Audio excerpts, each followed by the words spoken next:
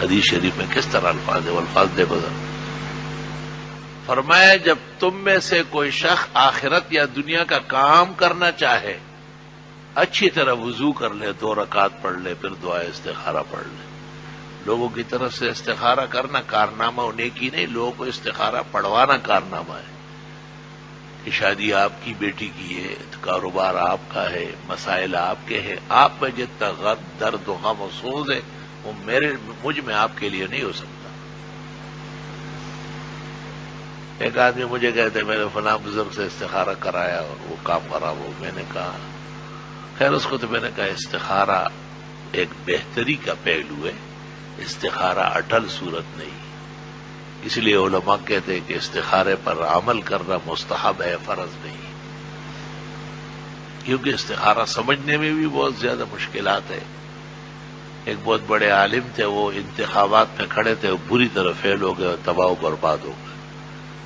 میں وہاں گیا، میں نے کہا آپ کا میدان نہیں ہے، یہ کام علیحدہ لوگوں کا ہے جن کا لوہے کا دل ہے، فولاد کا آنکھیں ہے، سہارا کی طرح ہمت ہے.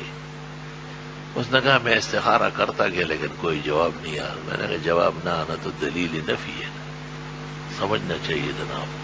اس لیے جو نہیں کرو گا اعلان نہ ہونا، پریشان ہونا، یہ سب نفی ہے.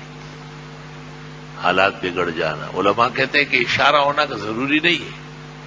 عوام کو زبردست اشارے ہوتے ہیں، خواص کو نہیں ہوتے. خواص ویسے ہی دلدل میں رہتے ہیں.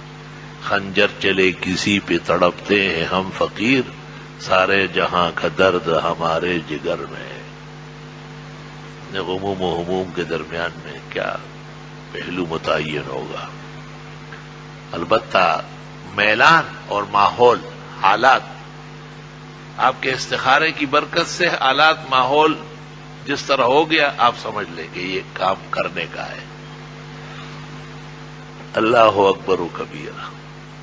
اچھا لوگ یہ سمجھتے ہیں کہ شاید استخارہ کوئی امر درپیش ہو، اس طرح نہیں ہے. ویسے استخارے آپ کرتے رہے، زور کے ساتھ 2 رکعت بنیت استخارہ پڑھ لیں.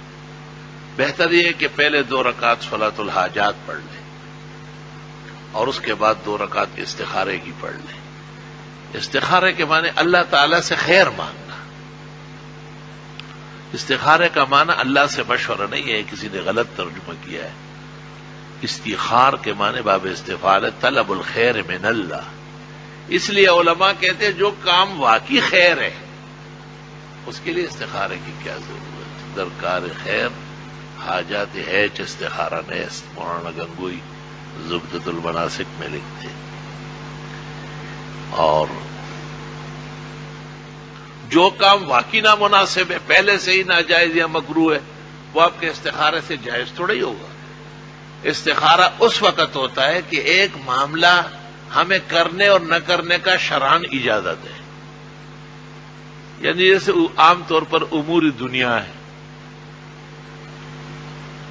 اور ہمیں پہلو متعین نہیں ہو رہا ہے کہ یہ کام کروں یا نہ کروں، یہ رشتہ ڈالوں یا نہ ڈالوں، اس کو ہاں کروں یا نہ کروں، اس میں استخارہ مؤثر ہے.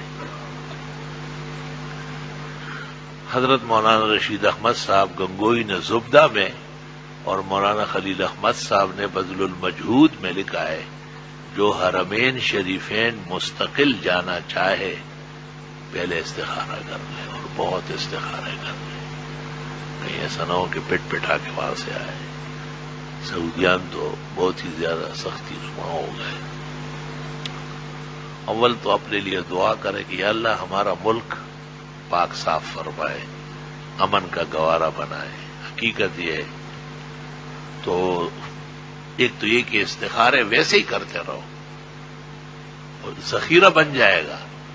اللہ تعالیٰ کے ساتھ اتنا انس پیدا ہو جائے گا، محبت ہو جائے گی کہ گفتہ اللہ بود و گرچ از حلقوم عبد اللہ بود. لاود کھلے نہ خبر ہو کھینے ٹک پک پئی ہوئی، ٹک پک. اللہ اکبر. ایک بہت بڑے عالم نے مجھ سے ایک مسئلہ پوچھا کہ میں نے استخارہ کیا اور اس میں آیا کہ اس بیٹے کو علم نہ پڑھاؤ. اور میں نے پڑھانا شروع کیا لیکن وہ ناکام ہو گیا. میں نے کہا استخارے میں یہ پوچھنا کہ میں علم پڑھا ہوں یا نہیں، یہ تو اسکول کالج کے لیے کرے آپ، دین کے لیے کوئی استخارہ کرتا ہے؟ میں نے کہا شاید آپ کا جہل عذر ہے، ورنہ بہتر یہ ہے کہ نکاح و ایمان کی تجدید کر لیں۔ جیسے کوئی کہے کہ میں استخارہ کرتا ہوں کہ مسلمان رہو یا نہیں، تو علماء کہتے کافر ہو جائے گا، شک کرتا ہے دین میں، یہ شک کی چیز ہے۔ یہ مرزائی اور قادیانی جو ہے نا ایک زبردست دھوکہ دیتے انٹرنیٹ پر، تمام میڈیا میں، نشریہ میں، کہ اگر کوئی ہمارے احمدی دین کو غلط کہتا ہے یا مرزا صاحب کو کافر و مرتد سمجھتا ہے جیسے مولویوں کا فتویٰ ہے تو وہ استخارہ کرتا ہے۔ یہ دیکھا جاتا تو استخارہ کرنے سے ہی وہ تباہ ہو گیا۔ کیوں؟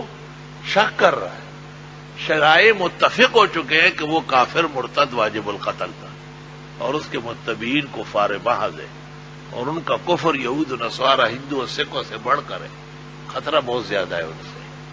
اور یہ استخارہ کرتے ہوئے اسلام کے کمال ہونے میں اور محمد عربی صلی اللہ علیہ وسلم کے خاتم النبیین ہونے میں یا حضرت عیسیٰ مسیح کے قرب قیامت میں آسمان سے اترنے میں شک کر رہا ہے تو ایمان تو سلب ہو گیا، آپ اس کو مرزائی نقشے میں آئے گا، دجالی دجال نظر آئے گا۔